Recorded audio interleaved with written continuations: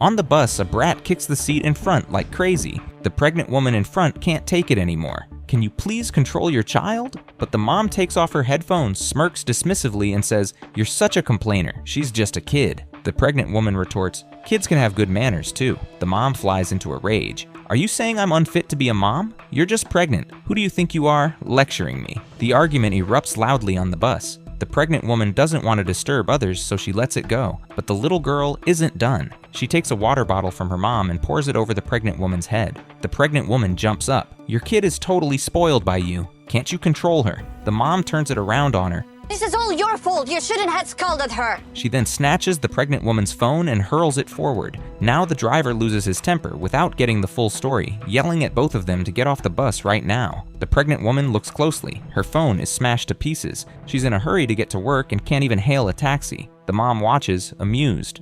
You brought this on yourself. But what the mom doesn't know is that karma's about to hit. She takes her kid to the company, nervously prepping for her job interview, while completely ignoring her child, who's throwing garbage all over the public area. Just then, the pregnant woman walks over. The mom thinks she's being followed, but it turns out the pregnant woman works here. Next, she picks up a broom to sweep up the garbage. When the mom sees this, she bursts out laughing. "Oh, so you're just a cleaner. And me? I'm interviewing for a management position today." But the pregnant woman stays calm, walking slowly into the interview room and sitting down in the interviewer's chair.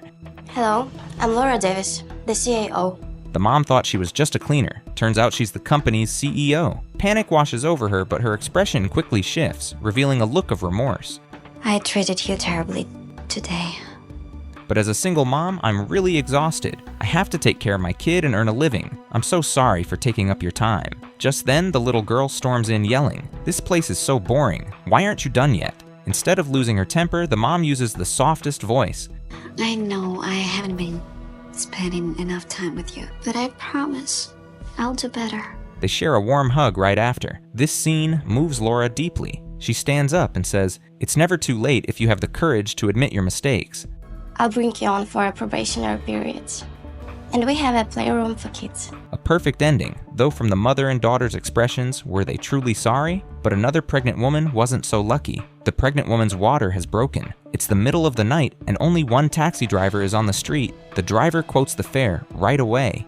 $100. But the woman has no money right now. The driver tells her to get lost, ignoring her pleas for help. He starts mocking, "I bet your country doesn't even have taxis."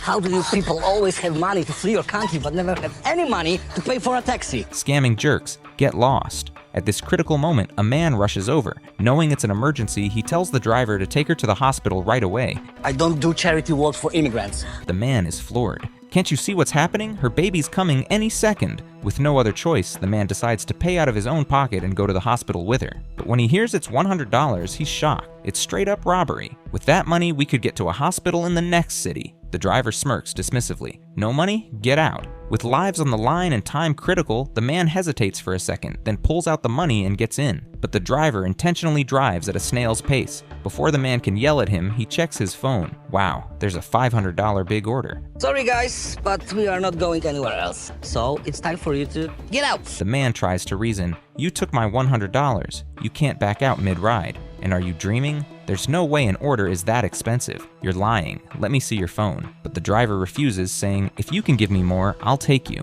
The man doesn't have that kind of money. It's pure robbery. Let her go out and leave a bird in the grass.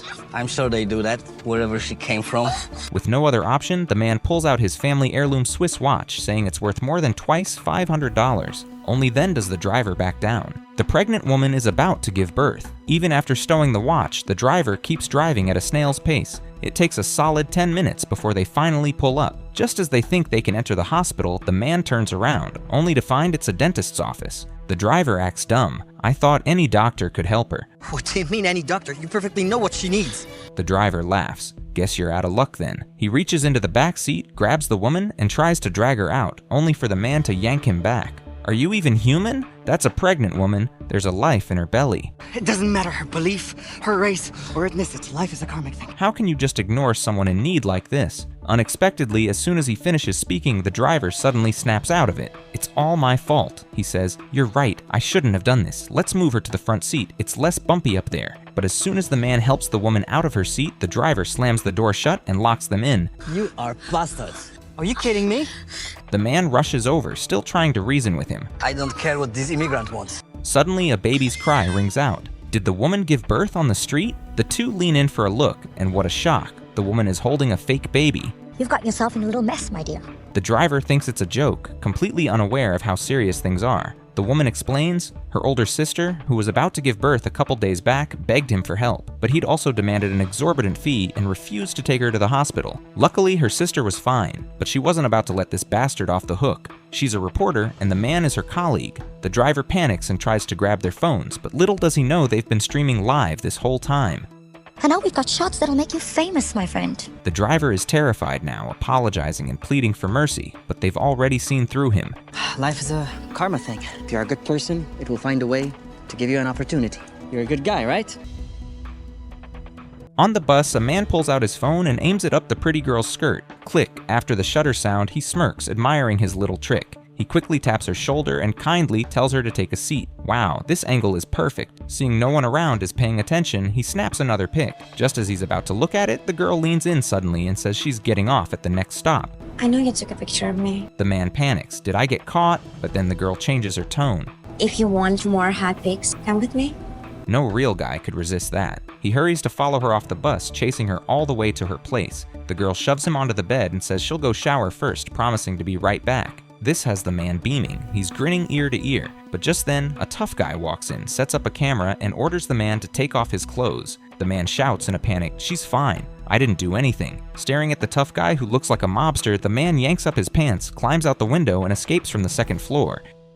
But our Cinderella actually left her phone behind. When Kevin limps home, his family is confused. "We sent you to buy a birthday cake. How'd you get that limp?" As he stumbles over his words, the doorbell rings. He thinks it's his brother Luke, but hurries to open the door and asks, Hi. Oh, who's this? Hello? Lieutenant Tom Harold, ma'am.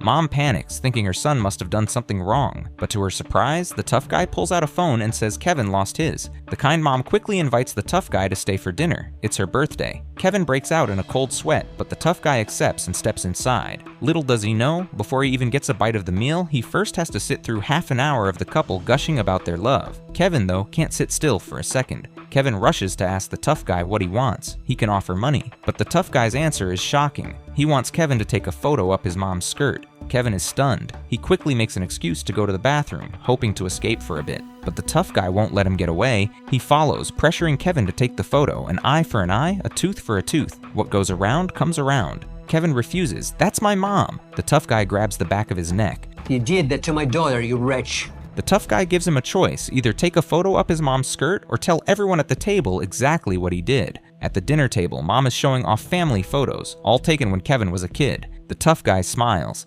He got a talent for photography, right?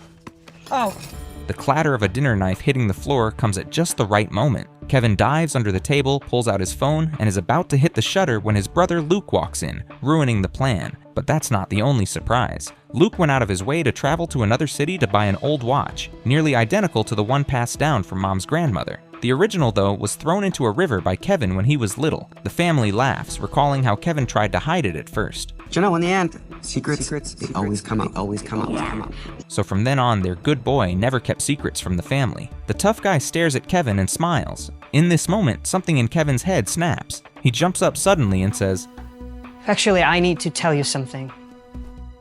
Lieutenant Tom and I, we've met before because of an unpleasant situation on a bus. There was a pretty girl sitting right next to me. While everyone furrowed their brows, wondering what on earth happened, the tough guy suddenly chimes in, saying that the girl was his dear daughter. Some creep had secretly taken photos up her skirt. Your son. He caught him and taught him a lesson. He defended my daughter's honor. At this, the family lets out a collective sigh of relief, but Kevin is confused. I'm so proud of you. Well done. His mom quickly raises her glass to toast with the tough guy. The roller coaster of a twist leaves Kevin stunned for a long time. He looks at the tough guy, his mind's a mess. After finishing his drink, the tough guy thanks them and leaves. Kevin hurries to chase after him. His brother Luke asks, "Is his leg hurt?" Well, he saved a girl, didn't you hear? Kevin asks the tough guy why he didn't expose his ugly deed in front of everyone. It's what he deserved. But the tough guy smiles softly and says, "I just wanted you to realize your mistake." You have a wonderful family, Kevin. Don't make them feel bad for you. It finally clicks for Kevin. He still owes the girl a sincere apology.